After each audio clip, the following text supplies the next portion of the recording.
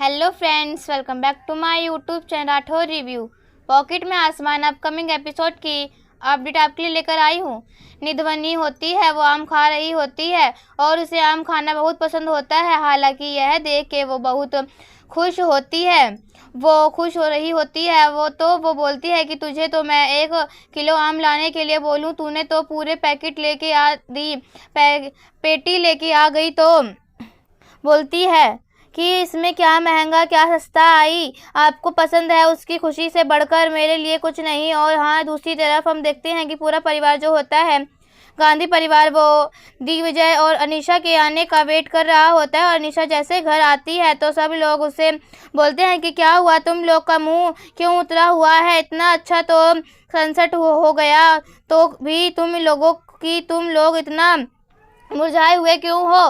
तो अनीशा जो होती है वो बोलती है कि एक्चुअली आज सुबह से हम लोग इतना सारा मीटिंग और इतनी स्पीच वगैरह देने की वजह से पूरे थकान सी हो लग रही है, तो थोड़ी रेस्ट करने तो ठीक हो जाएंगे। तभी यहाँ पे हम देखते हैं कि जो पिंकी भाभी होती है वो अनीशा को बहुत ही एक्सपीरियंस्ड करने के लिए कहती है। और वह उस बोलती है कि रानी के जाने के बाद, उस मनूष रानी के जाने के बाद इस घर में तुमने ही सबको संभाला, सबको देखभाल की। दूसरी तरफ हम देखते हैं कि रानी जो होती है वो अपनी बेटी के पास आती है, ध्वनि के पास, और वो उससे बोलती है कि तुम्हें आम अच्छे लगे। तो बोलती है कि हाँ आई, मुझे अच्छे बहुत लगे। तभी यहाँ दूसरी तरफ हम देखते हैं कि सब लोग जो होते हैं वो अनीशा के लिए, जो पिंकी भाभी होती हैं, वो अनीशा की बहुत तारीफ करने लगती हैं और उसे बोलती हैं कि इस घर में यह बहू हो ना होने के बावजूद भी इसके पूरे बहू वाले घर के सारे, उसने बहू के सारे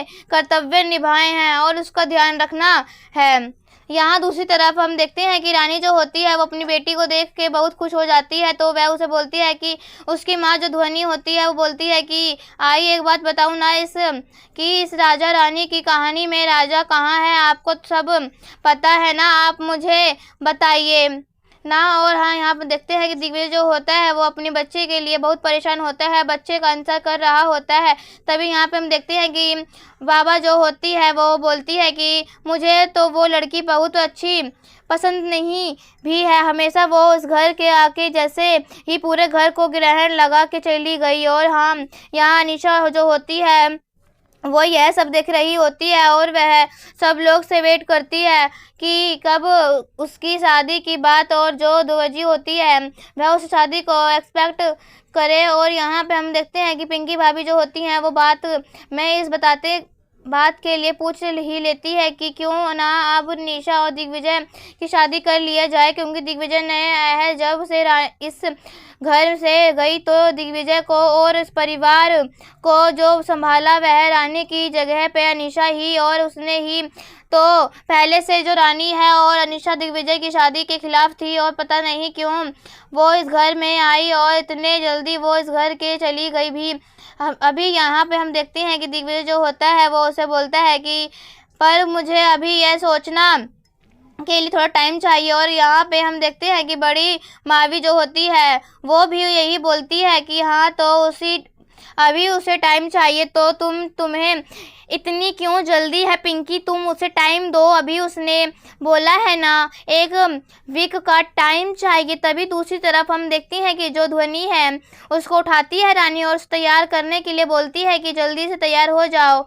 और फिर यहाँ पे हम देखते हैं कि रानी जो होती है वह उसे जैसे ही तैयार करने लगती है तभी उसको ब्रश देती है करने के लिए। तो जैसे ही वो ब्रश करती है तब उसकी आंखों से धुंधला धुंधला दिखने लगता है, तो वो परेशान हो जाती है। तो यहाँ पे हम देखते हैं कि वो उसे बोलती है कि तुमने कल मैंगो वाला बहुत खाया था ना, इसकी वजह से ही है। और यहाँ पे हम देखते हैं कि उसको वो बोलती है कि बस उस दिन भी तो ऐसा ही हुआ था ना माता रानी, लेकिन अभी फिर से ऐसा हो गया। तो बोलती है कि उस दिन तुमने बहुत सारे चॉकलेट्स खाए थे, इस वजह से ऐसा हुआ। तभी यहाँ पे हम देखते हैं कि वो उसे बोलती है कि कुछ नहीं हुआ, तुम ठीक हो जाओगी, तुम स्ट्रांग हो। और यहाँ पे फिर जैसे ही वह उसकी आई जो होती है वह उसको दूध लेने के लिए भेजती है, और जैसे ही वह दूध लेने जाती है तो रानी जो होती है वह उसे बताती है कि एग्जैक्टली क्या हुआ है उसको, तो उसकी आंखों की रोशनी जो है वह धीरे धीरे जा रही होती है। तो यह सब देख के फिर वो उसे बोलती है कि जल्दी से मेरा रिज़ल्ट आ जाएगा, क्योंकि मुझे जल्दी से उस फील्ड में अगर मेरा रिज़ल्ट आ जाएगा तो मैं अच्छी सी एक हॉस्पिटल पकड़ के अपना काम स्टार्ट कर दूँगा। और अभी भी वो इस होप में रहती है कि अच्छा सा रिज़ल्ट आ जाए। वह बोलती है कि तेरा अच्छा रिज़ल्ट आ जाए, तू डॉक्टर बन जाए, फर्स्ट रैंक आए। तो बोलती है कि इतना भी अच्छा नहीं आएगा, बट पास हो जाऊंगी, वह मैटर करता है। और फिर यहाँ पे हम देखते हैं कि रानी जो होती है वो क्योंकि बहुत परेशान हो रही होती है, वो सोचती है कि अच्छी हॉस्पिटल मिल जाए तो अच्छी डॉक्टर, अच्छी अपनी बेटी के साथ का इलाज अच्छा से करवाऊंगी और उसको अच्छी स्कूल में भेज पाऊंगी। यहाँ पे हम देखते हैं कि ध्वनि भी जो होती है वो बहुत एक्साइटेड रहती है बड़े स्कूलों में जाने के लिए और अच्छे बच्चों के साथ रहने के लिए। तो यहाँ पे हम देखते हैं कि जो रानी होती है वो पूरी कोशिश करती है कि जो होती है वो बोलती है कि तू इसके बाबा से पूछना।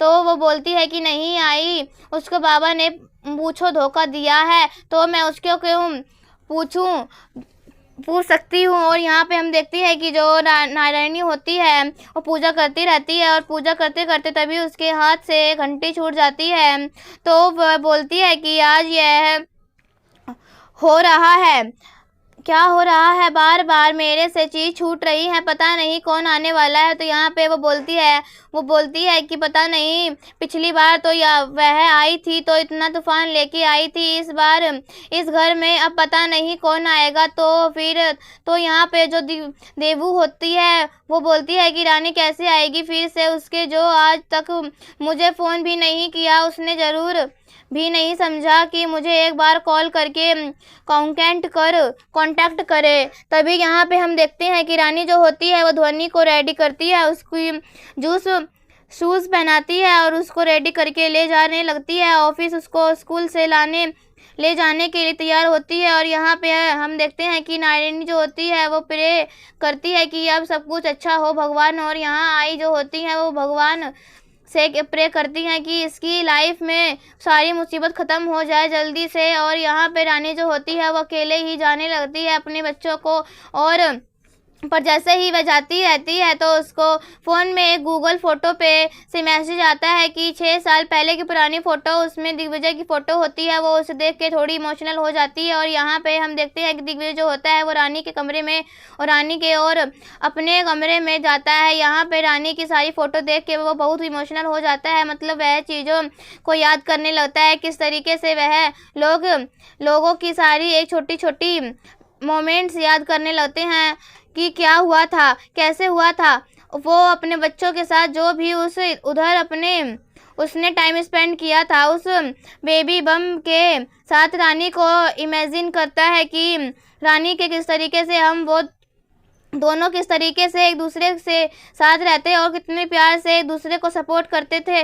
पर यह सारी चीज़ों को याद करते करते वह बहुत इमोशनल भी हो जाती है और हट भी होता है कि रानी ने ऐसा क्यों किया उसके साथ। और यहाँ पे हम देखते हैं कि जो पिंकी भाभी होती है वो अनीशा को बोलती हैं, तो तू जाना इस दिग्विजय को संभाल और उसको दूर कर, उसकी यादों को, रानी की यादों को उसे हटा। तो वो बोलती है कि लेकिन अभी भाभी इस वक्त अगर मैं गई तो सारे रास्ते बंद हो जाएंगे दिग्विजय की लाइफ में आने के लिए, बस एक बार मेरी शादी हो जाए, उसके बाद सारा जो रानी की यादें हैं सब उसके दूर कर दूंगी। और रही बात अभी तक वह 5 साल हो गए और पर वह अभी भी उसे याद करता है, तो इस वजह से वो उसकी दूर नहीं कर पाती। तो तभी यहाँ पे उसके सर में दर्द होने लगता है दिग्विजय के। तो अनीशा उसको आती है संभालने के लिए और उसे बोलती है कि तू स्ट्रेस मत लिया कर, तुझे माइग्रेन का दर्द हो गया ना स्टार्ट। तो बोलता है कि हाँ। फिर वो उसे बोलती है रुक जा, मैं दवाई लेकर आती हूँ। यहाँ दूसरी तरफ हम देखते हैं कि जो अनीशा होती है वो उसके लिए आ जाती है दवाई लेकर। और यहाँ पे देखते हैं रानी जो होती है अपने ध्वनि को वह ऑफिस स्कूल वो लेके आ जाती है और वो उसको बोलती है कि कोई भी आए तो किसी अगर और के साथ नहीं जाना तुम्हें। तो वो बोलती है हाँ ठीक है, मैं नहीं जाऊँगी।